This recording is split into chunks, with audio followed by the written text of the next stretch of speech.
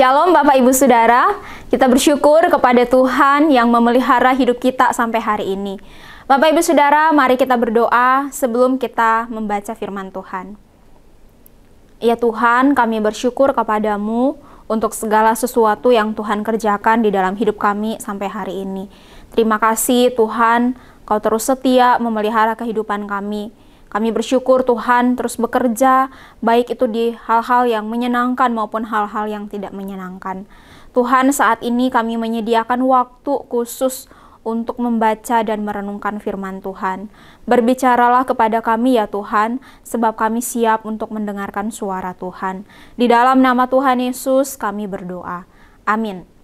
Bapak Ibu Saudara, hari ini kita akan merenungkan Keluaran 33, Keluaran 33 ayat 1 sampai 6 dan ayat 15 dan 16.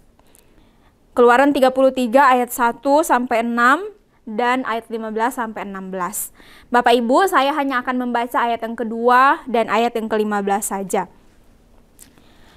Keluaran 33 ayat 2. Aku akan mengutus seorang malaikat berjalan di depanmu dan akan menghalau orang Kanaan, orang Amori, orang Het, orang Feris, orang Hewi, dan orang Yebus. Ayat 15, berkatalah Musa kepadanya, yaitu kepada Allah, jika engkau sendiri tidak membimbing kami, janganlah suruh kami berangkat dari sini. Bapak Ibu Saudara, banyak orang yang mengartikan penyertaan Tuhan dengan kelancaran dan materi yang berlimpah.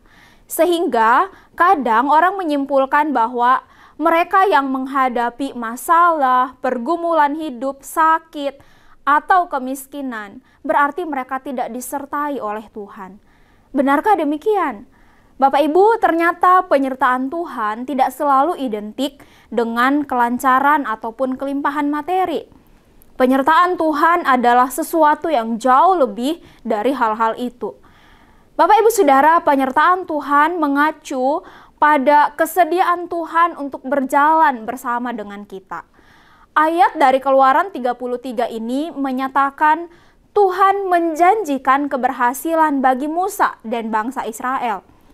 Dalam ayat 2-3, Tuhan menjanjikan perjalanan yang aman dan kelimpahan makanan.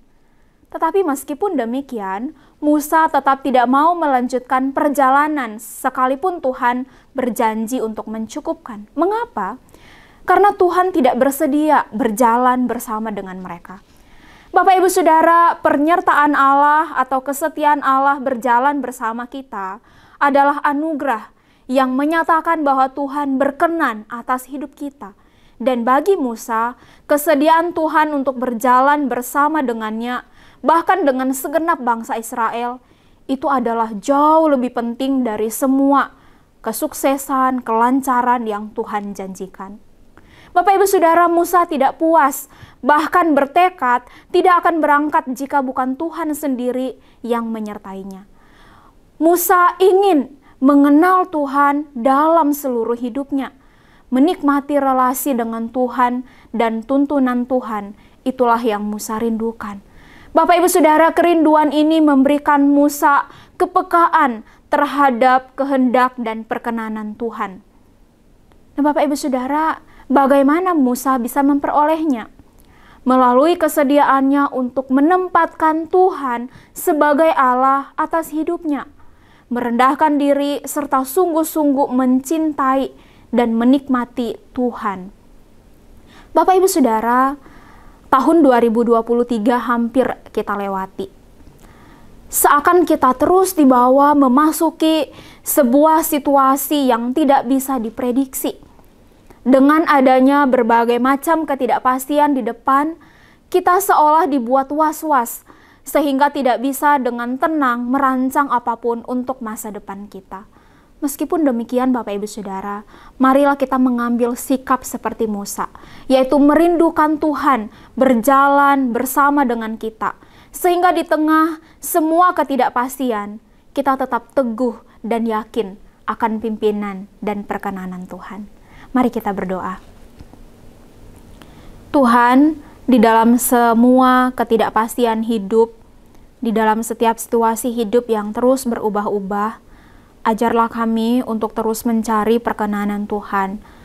Ajarlah kami untuk terus mengejar pengenalan akan Tuhan, jauh lebih penting dari setiap kelancaran atau apapun yang terjadi di dalam hidup kami. Terima kasih untuk firman-Mu yang boleh mengingatkan kami hari ini. Di dalam nama Tuhan Yesus kami berdoa. Amin.